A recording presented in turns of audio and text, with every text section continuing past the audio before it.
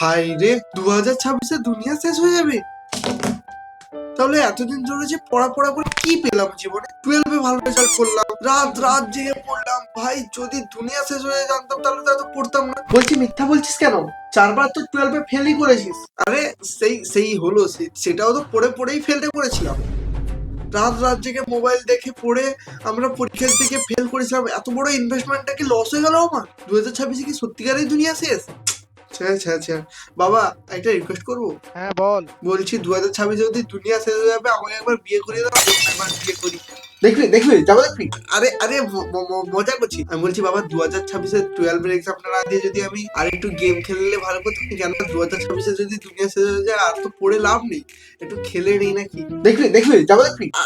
আচ্ছা পড়তে বসো।